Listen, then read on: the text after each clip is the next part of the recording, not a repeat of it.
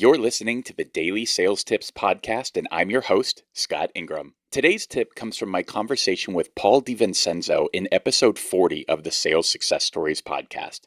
At the time of our interview in 2018, Paul had been the number one top performer at Cintas for 4 of the last 5 years.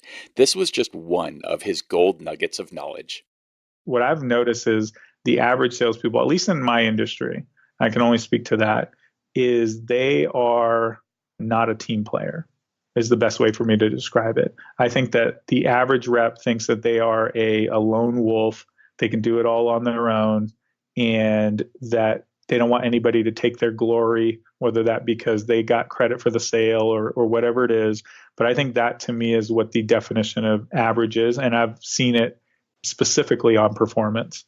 So, we've got many reps, and that's always what I see is they feel like they can do it on their own versus, even though I guess I wouldn't call it mentorship, but being a team player, at least in many sales organizations today, you have to be a team player and you have to be great at it to really get the largest accounts and largest deals to come together and finally be done. And that team player mentality is what makes you win.